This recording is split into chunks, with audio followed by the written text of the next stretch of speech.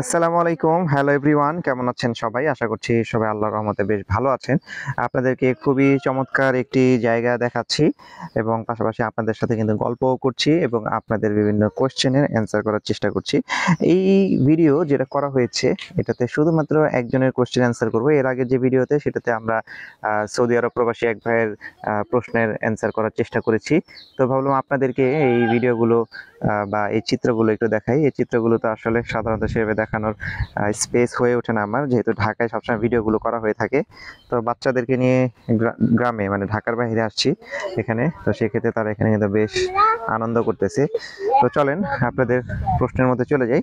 আমার যে প্রশ্নটা এখানে এসছে সেটা হচ্ছে কৃপি মাহি ভাই, যার ফেসবুক যার ইউটিউব চ্যানেলের নাম হচ্ছে কৃপি মাহি ভাই। তিনি প্রশ্ন করেছেন, প্রিয় জুনাইদ ভাই, আশা করি ভালো আছেন। জি আলহামদুলিল্লাহ ভালো আছি। আমি আপনার নিয়মিত দর্শক। কিছুদিন আগে একটা কমেন্ট করেছিলাম যে এক্স করোলা ভালো হবে নাকি পুরাতন মডেলের এলিয়ন ভালো হবে। আপনি সুন্দরভাবে বুঝিয়ে দিয়েছিলেন এলিয়ন ভালো হবে, কিন্তু ভাই একটু আর্থিক ইস্যুতে পরিবার থেকে 5 থেকে 6 লাখ টাকার ভেতর গাড়ি নিতে হবে, বা না হলে 2-3 মাস অপেক্ষা করতে হবে।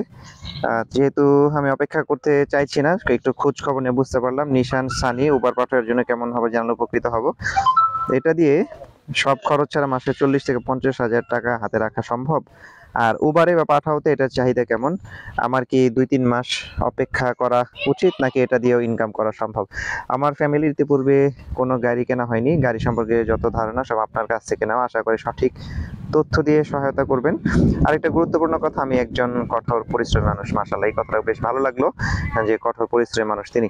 যদি আপনি নিচের এই কথাটা ঠিক থাকে, তাহলে উপরে যে আপনি যে লিখেছেন মাসে 40 থেকে 50 হাজার টাকা হাতে রাখা সম্ভব কিনা, অবশ্যই সম্ভব, ইভেন এর থেকেও বেশি রাখা সম্ভব। আচ্ছা, প্রিয় কৃপি মাহি ভাই, আপনার যে নিশান সানি পাওয়া যাবে 5 থেকে 5 লাখ, না হলে 6 লাখ টাকা পাওয়া যাবে মোটামুটি। এটা ভালো পাওয়া যেতে পারে। তো সেক্ষেত্রে আপনি আর একটু যদি বাড়ানো যায় তাহলে একটু ফ্রেশ কন্ডিশনে পাওয়া যেতে পারে আর কি মোটামুটি। তো এটা আপনি ট্রাই করে দেখতে পারেন। আর খরচ বাদ দিয়ে যে বিষয়টা সেটা বলতেছি, একটু ওয়েট করেন। আর খরচ বাদ দিয়ে আপনি 40 থেকে 50 হাজার রাখতে পারবেন কিনা, যদি যেহেতু আপনার নিজের গাড়ি আপনি নিজেই চালাবেন, সেক্ষেত্রে এটা রাখা অসম্ভব কিছুই না। উবার এবং পাঠাও দুইটা সেক্টরে আপনাকে গাড়িটা ইউজ করতে হবে, এবং পাশাপাশি আপনাকে পরিচিতিটা এমনভাবে করতে হবে যেন আপনি এটা লং ডিস্টেন্স ট্রিপের ক্ষেত্রে এটা ইউজ করতে পারেন।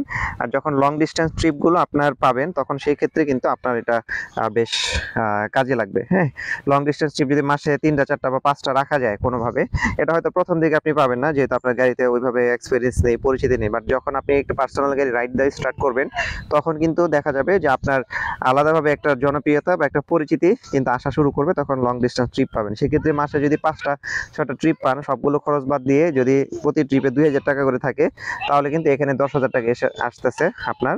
ঠিক আছে, বা 3,000 টাকা ধরলে এখানে 15,000 টাকা কিন্তু আসতেছে খরচ টরচ বাদ দিয়ে। তো সেক্ষেত্রে আপনার ওইটা দিয়ে একটা আলাদা একটা সাইড ইনকাম হলো। পাশাপাশি আপনি উবার পাঠাও 2 বেলা করে যদি চালান, যেমন সকালে যদি আপনি 5 ঘন্টা চালান, 4 ঘন্টা চালান, বা এবং বিকালে যদি আপনি 4 ঘন্টা বা 5 ঘন্টা চালান, সব মিলে যে 10 ঘন্টা যদি আপনি অন রোডে থাকেন, তাহলে মোটামুটি অনায়াসেই আপনার এই টাকাটা অ্যামাউন্ট করতে পারবেন, ইনকাম করতে পারবেন। আমি দেখেছি, আমি নিজেও করেছি, এবং আমার পরিচিত যারা স্টুডেন্টের মধ্যে যারা ছিলেন তারাও মোটামুটি করেছে এবং করে যাচ্ছে।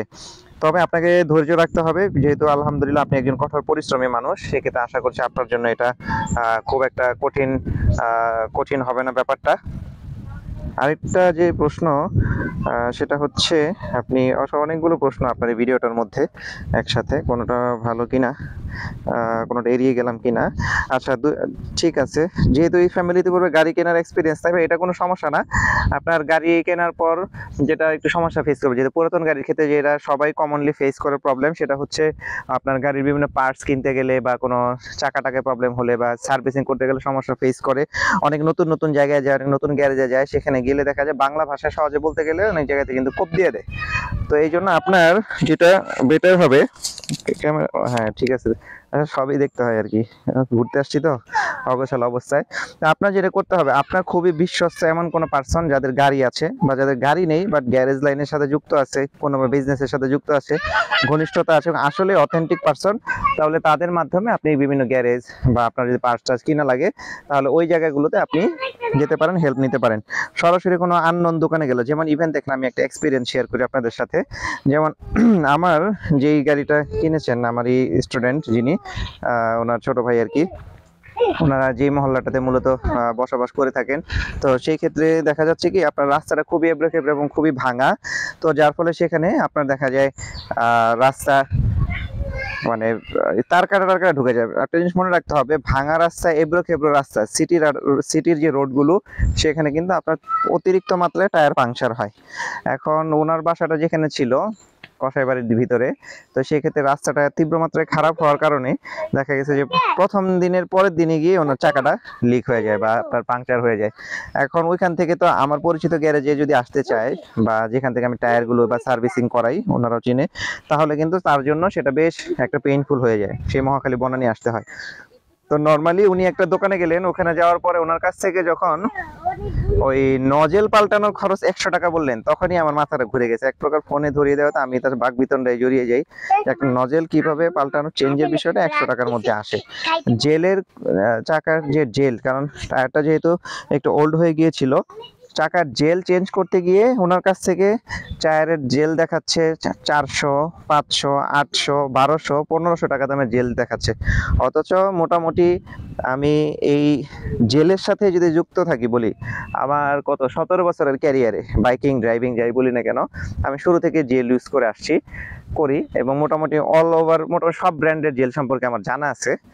তো সেখানে কারণ যেহেতু আপনার 16-17 বছর ধরে চালাচ্ছি, আমি বাংলাদেশের বিভিন্ন প্রান্তে আমার বাইক নিয়ে বা গাড়ি নিয়ে যাতায়াত করছি, আমার জন্য আমি চাকার মধ্যে সবসময় জেল ইউজ করতাম সেফটি পারপাজে। কারণ কখন পাংচার হবে, কোন বিপদে আল্লাহ না পড়ুক না পড়ি, তো সে জেল দিতাম। তো জেলের দাম যখন তারা 1200-1500 টাকা করে উল্লেখ করলো, আমি খুবই তাজ্জব হয়ে গেলাম।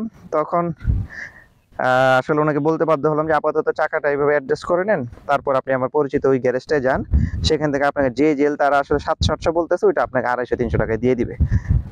তো যাই হোক, তো এটা এই জন্য বললাম এই উদাহরণটা, সেটা হচ্ছে আপনাদের যখন নতুন কৃপি মাহি ভাই যখন নতুন অবস্থায় কোনো পার্ট বা এগুলো কেনাকাটা করতে যাবেন, চেষ্টা করবেন যে আপনার অথেন্টিক কোনো পার্সন যারা মোটামুটি একটু গাড়ির সাথে যুক্ত আছে বা পার্টসের দোকানের সাথে রিলেটেড আছে, তাদের সাথে যদি যোগাযোগ করে যান, তাহলে আপনার জন্য কিন্তু সেটা অনেকটা রিলায়েবল এবং সহজলভ্য হতে পারে।